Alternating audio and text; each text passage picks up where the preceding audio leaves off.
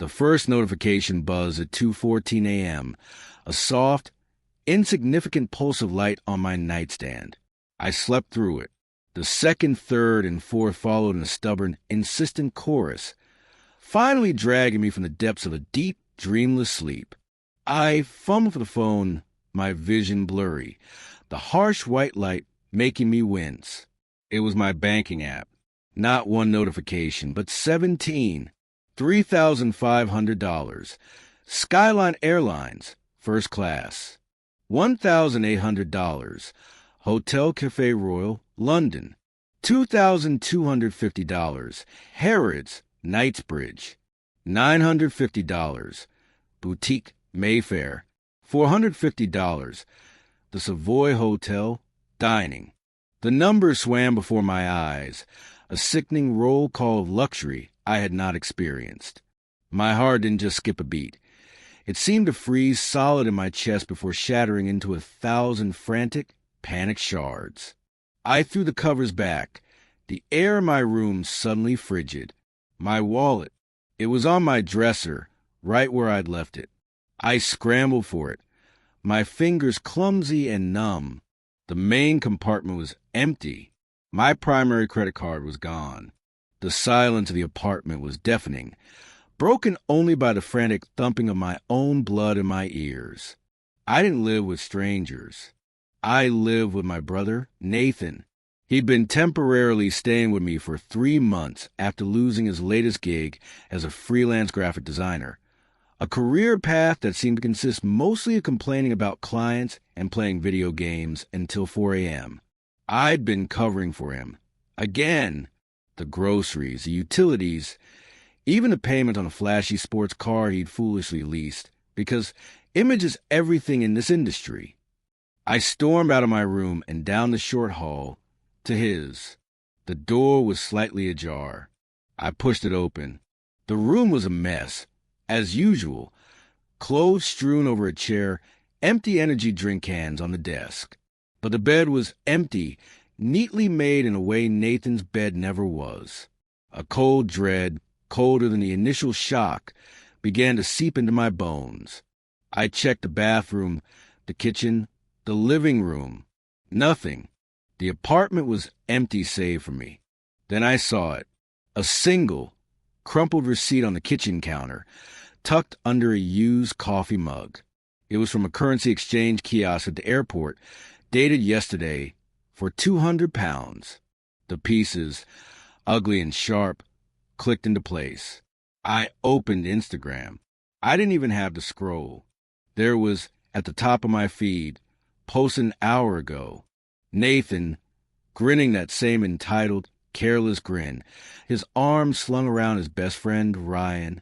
They were holding up glasses of champagne in what was unmistakably an airport first-class lounge.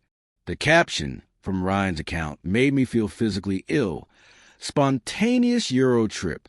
When the universe says go first class or go home. London calling, baby. My hands were trembling so badly I could barely type.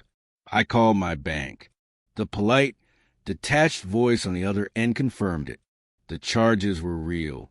They totaled just over $9,000. I froze the card, my voice a hollow monotone as I reported the fraud. But a part of me knew this wasn't just fraud. This was a betrayal with a history, a final, extravagant act in a long-running play where I was a perpetual, reliable financier. A week later, he was back. I heard the key in the lock, the familiar, heavy drag of a suitcase on my hardwood floor. He walked in smelling of expensive cologne and jet fuel, a new, ridiculously oversized designer duffel bag hanging from his shoulder. Ryan wasn't with him. Apparently, he'd extended his stay. Before I could even form a word, my father's voice cut through the tension from the doorway. He'd come to pick Nathan up, a service he never offered me. "Jessica," he said, his tone weary and disappointed, as if I were the one who'd caused the trouble. "Let's not start this again. You know Nathan would never do something like that. You must have misplaced your card. You've always been so quick to assume the worst of him." I didn't argue. I didn't raise my voice. I simply smiled, a small, tight smile that didn't reach my eyes, because the card he used wasn't my personal card. To understand why my brother's little shopping spree was more than just a crime, you have to understand our family dynamic. Nathan was the golden child, the one who could do no wrong. From the moment he could talk, he had our parents wrapped around his little finger. If he wanted the newest, most expensive toy, he got it. If he failed a class, it was a teacher's fault for not recognizing his unique learning style. If he got into a fight, the other kid must have provoked him. I was the opposite, the responsible one, the reliable one. I got myself to school, did my homework without being asked, got a part-time job at 16 to pay for my own clothes and phone. My father called me his little rock. It sounded like a compliment until I realized it meant I was the one expected to bear the weight, to be steady and unmoving while Nathan was allowed to be a whirlwind of chaos and indulgence. By the time I was 25, I had a solid career as a paralegal and had saved enough for a down payment on a modest 2-bedroom condo. Nathan was 22, and his freelance career was more fiction than fact. He dropped out of 2 different community college programs, tried and failed to start a podcast, and had been fired from a retail job for chronic lateness. Guess who covered a security deposit for his last apartment? Guess who paid his car insurance when he forgot to budget for it? Guess who loaned him $2,000 to pay off an urgent debt that turned out to be for a new gaming console and a weekend in Vegas with Ryan? And in his eyes, it was never a loan. It was his due. It was what family does.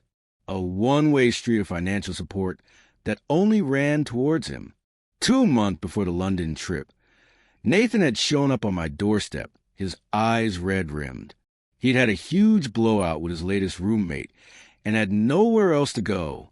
Just for a few nights, Jess, I promise, he'd said, the picture of pathetic sincerity. Against my better judgment, I'd said yes. I had the spare room. A few nights turned into a week.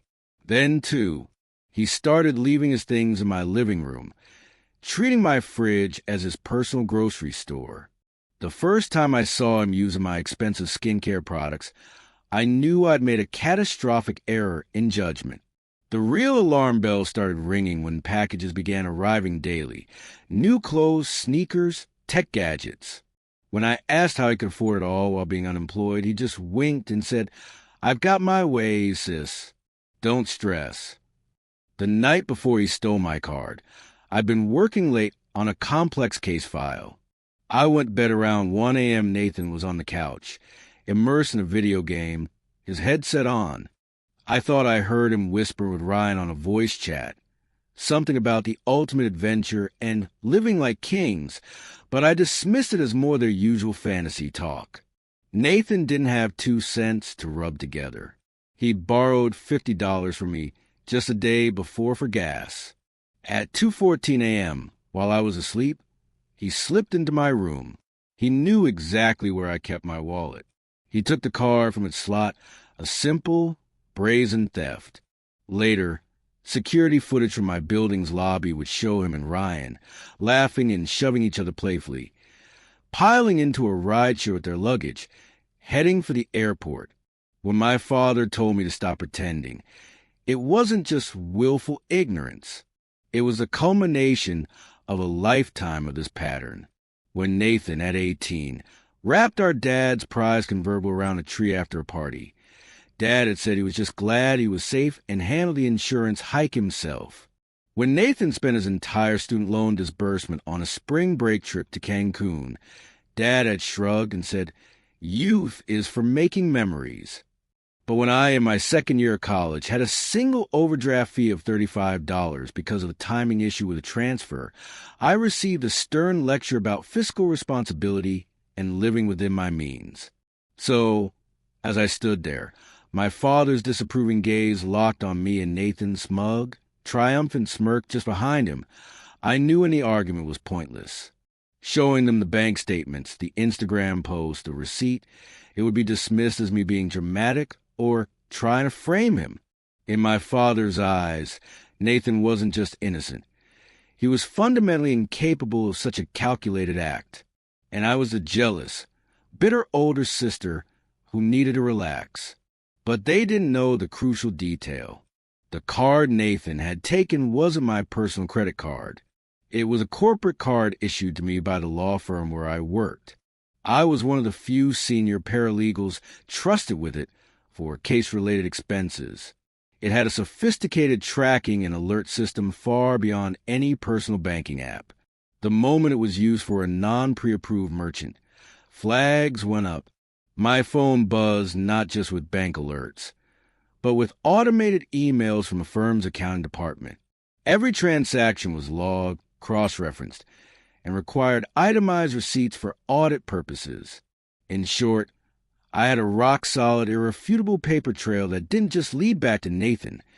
It documented his entire luxurious spree in excruciating, embarrassing detail. And I wasn't just going to get the money back. I was going to ensure this was a final, painful lesson he would ever receive at my expense. The week after Nathan's return was a study in silent fury. He moved back into the spare room as if nothing had happened, leaving a trail of expensive shopping bags from London boutiques in his wake. He didn't offer an explanation or an apology. He simply existed in my space, a constant, galling reminder of his theft and my father's complicity. Dad stopped by frequently, his visits a not-so-subtle show of force to ensure I wasn't harassing his precious son. The final straw came on a Tuesday evening. I found Nathan using a brand-new, several $100 leather briefcase as a footrest while he watched TV. I recognized the brand from one of the fraudulent charges. That was it. The simmering anger boiled over into a cold, clear plan. I decided to stage an intervention, but not the kind they were expecting. I told Nathan I was ordering dinner from his favorite steakhouse, a place so pricey I normally wouldn't even look at the menu. I suggested our father join us, that it was time to clear the air and move on. They both agreed, Nathan with a condescending smirk, Dad with a relieved sigh, no doubt thinking I was finally coming to my senses. They arrived together. Nathan was wearing a new cashmere sweater, another item from his illicit haul. Dad had his arms crossed, already prepared to defend against any accusations. The food arrived, and we sat at my dining table, the air thick with unspoken words. I let them eat for a few minutes, let them get comfortable in their assumption of victory. Then I wiped my mouth, placed my napkin neatly on the table, and said, "So, about the $9,000 charged to the firm's corporate card." Nathan rolled his eyes dramatically. "Oh, for God's sake, Jessica, are you still on that? I told you. I don't know what happened to your card.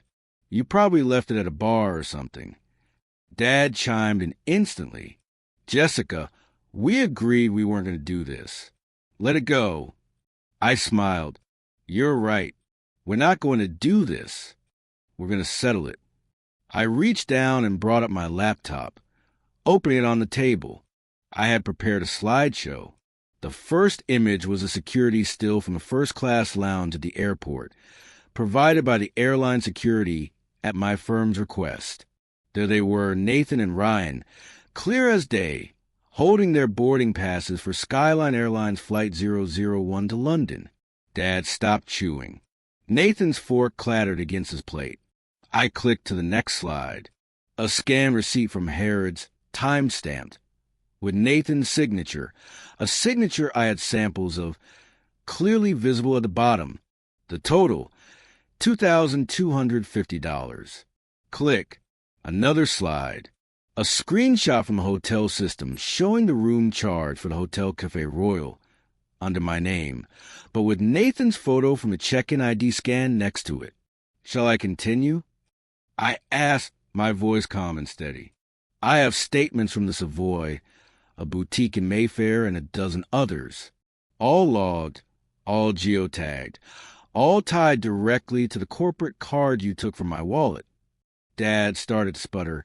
This is an invasion of privacy. I turned my gaze to him, my voice hardening. No, Dad, this is called evidence. I didn't just freeze the card. I reported its theft to my firm's legal and security departments. They, in turn, have filed a formal police report for grand theft and fraudulent use of a corporate financial instrument. This isn't a family disagreement anymore. This is a criminal matter. Nathan's face went sheet white. The police? You called the cops on me? You committed a crime, Nathan, I said flatly. You stole a car that does not belong to me. It belongs to a major law firm. You jeopardized my job, my professional reputation, and my security clearance. They don't take that lightly. Dad slammed his hand on the table, making the plates jump.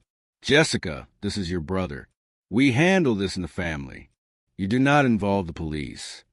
I laughed, a short, harsh sound. The family? The same family that has spent my entire life teaching me that my role is to silently support his every failure? The same family that called me a liar when I presented the truth? That family has no jurisdiction here. Nathan's voice was a shaky whisper. I'll pay you back. I'll get the money. I leaned forward, my eyes locked on his. No, you won't, because you don't have $9,000. You never have and you never will, as long as you have someone to bail you out. So here's what's going to happen. You are going to pack your things, every last one of them, and you're going to get out of my home. Tonight, and you, Dad, I turned back to him, are not welcome here until you can look me in the eye and admit that you were wrong, that you have always been wrong about him and about me. You're destroying this family. Dad shouted, his face purple with rage. No, I said, standing up, my voice rising to match his for the first time in my life. He did that when he decided my livelihood was his personal piggy bank. You just helped him. You spent a lifetime protecting him from consequences. Well, congratulations. The consequences are here.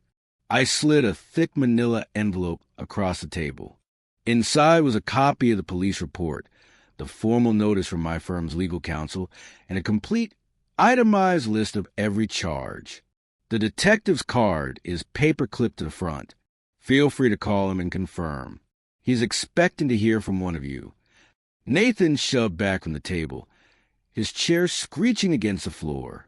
You're a monster, he hissed, his voice trembling with a mixture of fear and fury. I simply pointed toward the hallway. Get out. He stormed off to the spare room to pack. Dad remained seated for a long moment, staring at the envelope as if it were a venomous snake. Then, without another word, he stood and followed his son. The front door slammed shut with finality that echoed through the entire condo, and for the first time in years, I took a deep, full breath. The air in my home was mine again. The fallout was immediate and vicious. My phone became a weapon of guilt and manipulation. Nathan's texts were a barrage of insults. You've always hated me. I hope you're happy alone. When I didn't respond, the messages turned to desperate pleas, then to threats. Dad called relentlessly, his messages full of passive-aggressive disappointment. Your mother is crying herself to sleep. Is this really what you want? My mother, who had always been a silent accomplice in Nathan's coddling, called me, her voice trembling. Jessica, please, he's your baby brother. Can't you just drop this? We'll make sure he pays you back. Pays me back. I clarified, my voice cold. Mom, the money isn't the point. He didn't steal from me. He stole from my firm. It's out of my hands. She wept. But you could talk to them. Tell them it was a misunderstanding.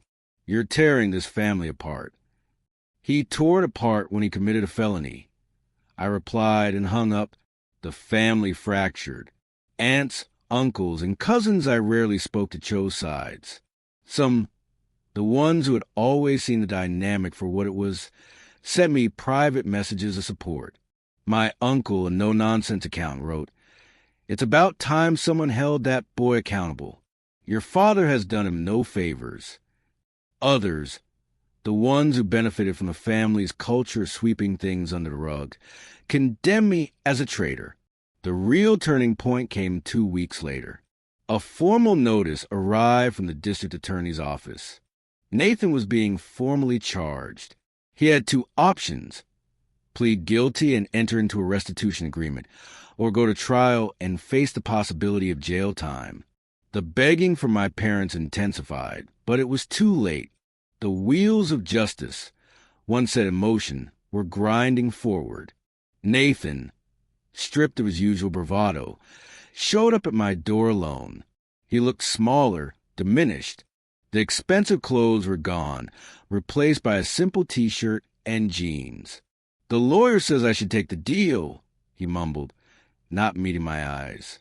"I have to pay back the full amount. But I need you to tell them you don't want to press charges." I shook my head. "I'm not telling them anything, Nathan. This is between you and the state. You make your choice and you live with it." His face crumpled. "You're really going to let me have a criminal record? For this? For this?" I repeated, a bitter laugh escaping my lips. "You still don't get it. This wasn't a prank. This was a life-altering crime you committed against me. Yes, I am going to let you face every single consequence of your actions. For the first time in your life, you're going to face them." He left, shoulders slumped, the picture defeated entitlement. It took 4 months of the case to be fully resolved. Nathan pleaded guilty to a reduced charge of grand larceny. He was sentenced to probation community service and was ordered to pay full restitution to my law firm. The firm, after being made whole, formally cleared my name, impressed with my handling of the situation. The $9,000 was gone from my life, but so was the crushing weight of my family's expectations. Dad stopped speaking to me altogether. The occasional text message would arrive on a birthday or holiday, a terse, "Hope you're happy," or "Your brother is struggling. I hope you're proud." But the thing was, for the first time, I was profoundly, unshakably proud of myself. I changed the locks on my condo. I installed a security system. I built a life that was entirely my own, financially secure and emotionally peaceful. No more unexpected knocks on the door asking for money. No more anxiety every time my phone rang. No more draining my savings to fill the bottomless pit of my brother's irresponsibility. 6 months after the night I showed them the evidence, the final restitution payment was processed. I saw the confirmation email from the firm's accounting department. I felt nothing. No triumph, no satisfaction. Just a quiet, profound sense of closure. I ran into Ryan at a coffee shop a few weeks ago. He looked away quickly, pretending not to see me. I didn't bother to acknowledge him. Nathan's social media was a sad parade of motivational quotes about overcoming obstacles and hitting rock bottom, interspersed with photos of him working a mundane, low-paying job. The fantasy was over. Reality had arrived. I don't know if my family will ever heal from this. I don't know if I even want it to, if healing means going back to the way things were. I've learned the most valuable lesson of my life, that no is a complete sentence, and that setting boundaries is not an act of cruelty, but the ultimate act of self-respect. I am not their keeper. I am not their ATM. I am not their safety net. I am my own person, and my life, my money, and my peace are finally and forever my own.